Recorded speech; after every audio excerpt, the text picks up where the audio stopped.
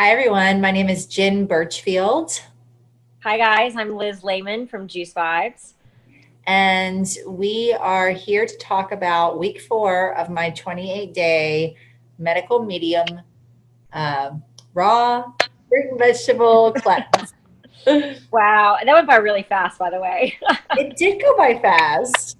Yeah, I mean, probably faster for me since I'm not doing it, but I was going to say, since you have the once a week check-ins, it probably went really fast for you. right. So how are you feeling? I mean, it's been 28 days of you doing this. Yeah, I'm feeling really well. I feel like my digestion has improved. I've seen some, various skin maladies come up and down as I've gone through the cleanse, which I Right. think is really normal of the cleanse, like little breakout here and there. But it's not been anything super significant. So I think like overall my skin feels good, my digestion feels good, and I am having really good consistent energy, which I think is huge. Oh wow, okay. So you said that your digestion is good, right? And so when we talk about doing cleanses, that's like the one thing that most people need a lot of work on. So how has it improved from since the beginning? Yeah.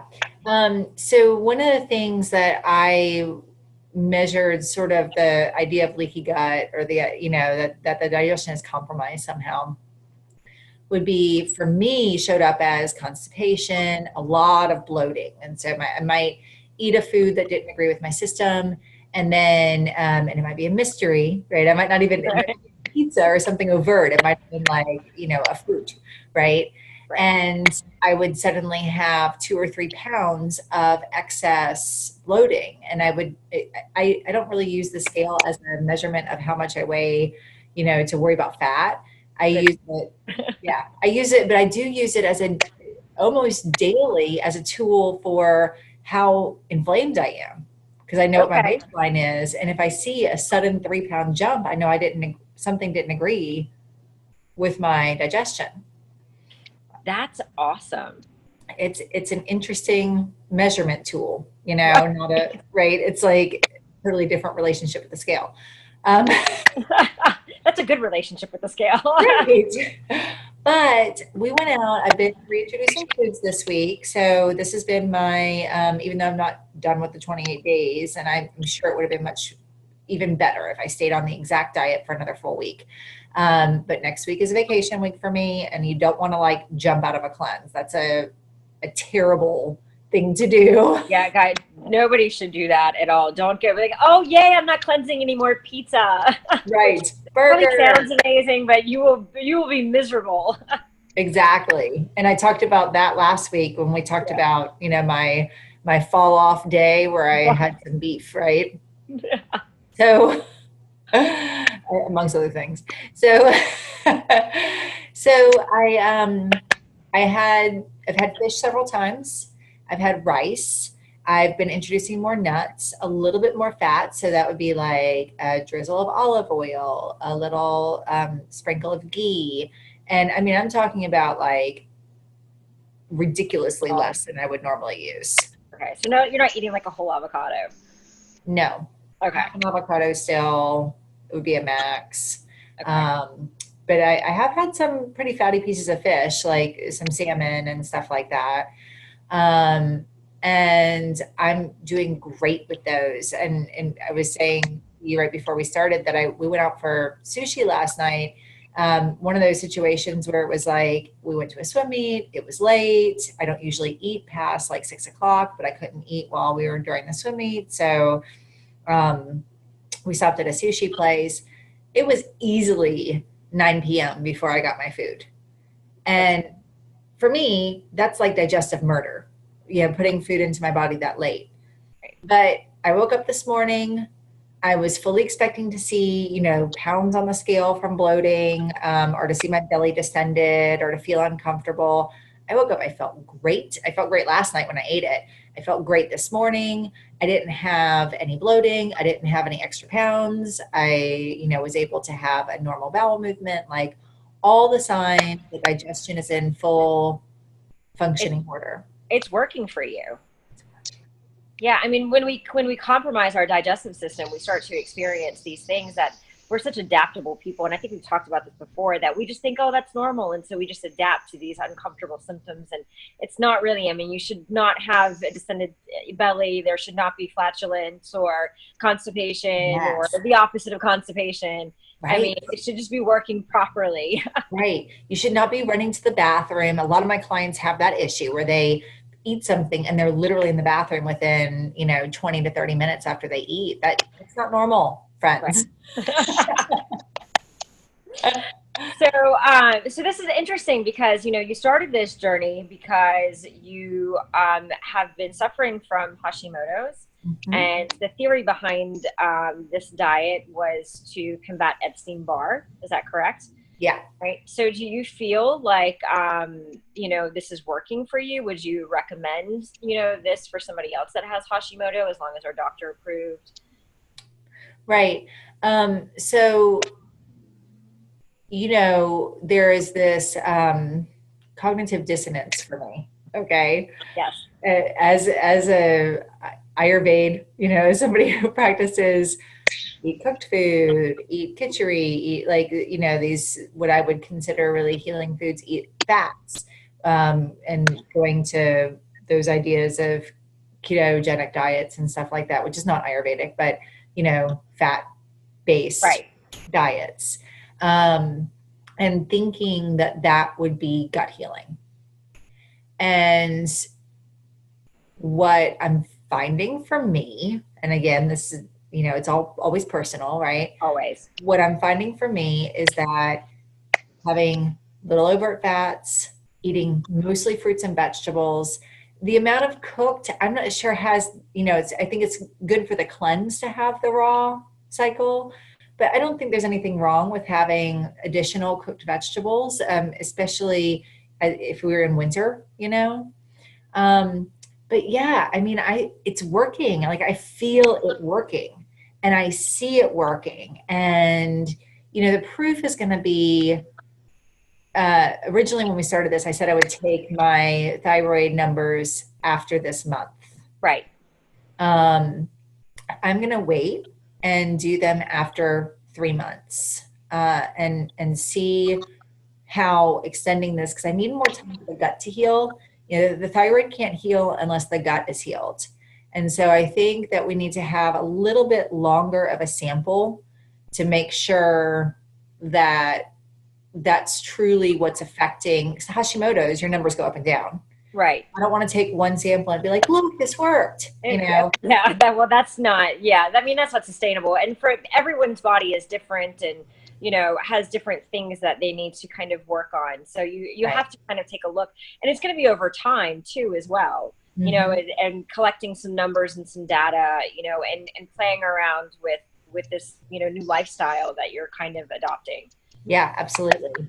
Um, the I think the most valuable train of thought has been to think with gratitude for what I'm receiving from this.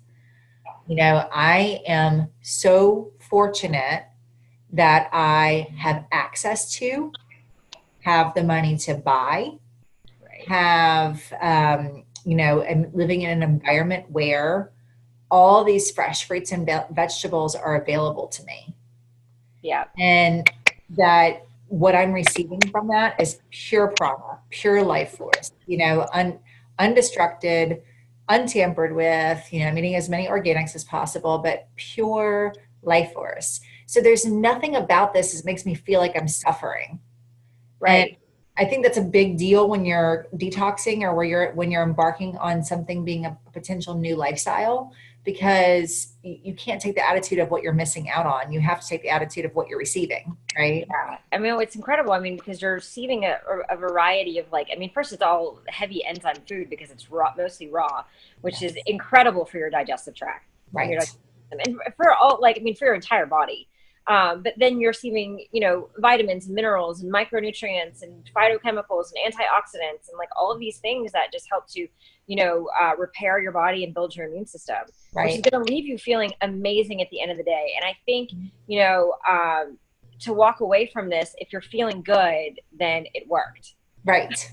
Right. If I'm feeling good and I'm able to reintroduce some, of what I consider my natural foods, like rice, like fish, and I'm able to digest them and I'm not seeing, big changes, that's huge, right? Um, we did the other thing that we wanted to mention is that yesterday I had a session with my friend, um, Dr.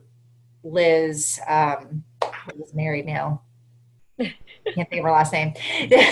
Dr. Liz. I had an emotion code session with Dr. Liz, and she does a type of muscle testing. And so we muscle tested for some foods that I'm still having some sensitivity with. And there were some surprises in there. There was raspberries and blackberries, which we discern probably because of the small seeds, and my digestion's still healing, and maybe I just don't, am not It able can to get caught in your intestines. Yeah. Yep. Absolutely. exactly. And then there were beef and chicken. My body said definitively no, not yet. Um, 1 month from now, 2 months from now, those things can very easily change. And so it's the same sort of attitude. It's like, okay, I can't have these right now. One of the reasons I may not be able to have them is not necessarily because I can't digest them. It may be because they feed that Epstein-Barr virus. And so if that theory is accurate, which we have no way to test that theory, right? Besides by doing and trying. So if that theory is accurate, and this truly is a virus-induced autoimmune disease, then I want to stay as much with the same lifestyle as possible to make sure that I continue to heal all of the remaining viral load. And yeah, you're allowing your body to do the talking for you, essentially. It's yeah, not you're not, eating with your emotions or, cravings, your brain's not telling you. I mean, you're just allowing your body to tell you what's good for you and what's not. yep. Which is incredible. And there's a sense of awareness that comes along with eating then, and that's one of the things that I think a lot of, America lacks. We don't think about what we're putting in our bodies, we Yeah. just do. Yep. Yeah. It's a huge deal because we get so tapped out. And then people, when they develop these diseases, they begin to feel frustrated. They're like, oh, I'm not eating normal anymore. I just want to be normal. Right. And, again, it's a shift in your attitude. Like, who am I becoming? Oh, I have something that's made me more sensitive to my environment, to everything that comes in. Okay, well, I'm going to choose to use that sensitivity to, harness the best of life force, the best of what nature has to offer. And that's plants, right? I love it. Pretty exciting. That's very exciting. So you're going on vacation this weekend? I am. I go away to the beach for a week, and I can still control my diet for the most part, but I did not want to go and be still on the full version of the cleanse. So, we, I'm Eat a reintroducing, little bit. be able to have some seafood, not worry so much if there's a little bit of oil in a salad dressing or something. I don't have to worry about that. So. Well, you look amazing. You seem to feel great. We can't wait to check in with you in a couple of weeks when you get your numbers back. And, this is incredible stuff.